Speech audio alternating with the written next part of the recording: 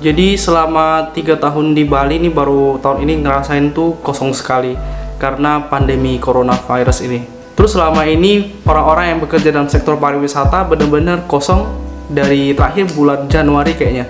Jadi bulan Februari untung aku udah nikah, terus bulan Maret udah mulai PSBB, nggak ada lagi yang datang ke sini, kita juga nggak ada pendapatan sampai sekarang ini. Gila, kosong benar.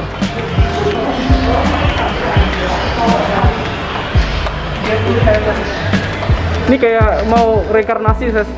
Nah, sebentar itu langsung berubah. Itu harus flat place ya. Kalian pasti bisa bayangin kan, itu kerja merantau, nggak ada rumah, harus bayar kos dan segala macam. Apalagi aku habis nikah, terus nggak ada penghasilan. Untungnya bos aku masih ada kasih aku penghasilan sekitar 30% dari gaji aku biasanya, dan itu cukup buat makan, bayar kos, bayar asuransi, udah habis. Dan di sini itu poin dimana aku bersyukur sekali karena bos aku kasih aku tempat tinggal. Walaupun itu dalam kantornya karena kantornya nggak aktif, jadi aku ubah jadi sebuah tempat tinggal yang bisa aku tinggali sementara. Jadi aku nggak perlu khawatir bayar uang kos. Ini nih kantornya nih, tuh udah komputer, printer, semua udah kosong. Terus aku tinggal di atasnya. Ini kamarnya nih. Cuma alasin karpet gini dong buat tidur pas ini. Hei, yuk video aku lagi pakai shower cap.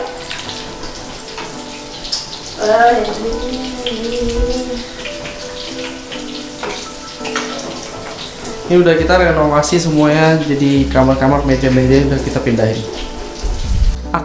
Selama aku hidup di sini, aku nggak bisa pulang karena nggak ada pesawat yang bisa antarin aku sampai ke Pontianak. Harga tiket jauh lebih tinggi. Terus seandainya kita bisa pulang nih dari Surabaya sampai ke Pontianak ataupun Jakarta Pontianak, aku takut kita kena virus dan kita bawa virus itu ke orang tua gitu. Jadi kita lebih pilih untuk stay di kantor.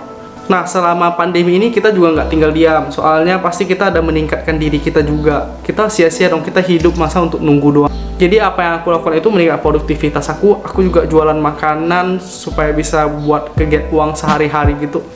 Terus karena kebanyakan di rumah aku main game, aku juga memutuskan untuk rutin olahraga. Aku jogging pas pagi hari. Baru-baru ini tuh bukan karena aku rajin, tapi karena tahu kan di luar sana udah PSBB udah. Terus aku juga punya penyakit di bagian paru-paru ini. Kayaknya kalau aku nggak jaga imun tubuh, kayak aku mati duluan gitu. At the end di konten ini ya kita tahu kita sama-sama kecewa, kita sama-sama bertahan seperti ini gitu. Dan apapun yang kita lakukan untuk menunggu pandemi ini berakhir, aku harap kita semua itu bisa meningkatkan diri kita lebih lagi, supaya ketika ini semua sudah normal, kita bisa jadi diri kita yang lebih baik. Aku bikin video ini juga berkesan buat aku sendiri, supaya nanti kelak kalau aku udah tua aku bisa nonton video ini. Kalau dulu aku masih ingat gimana aku bertahan di masa-masa seperti ini.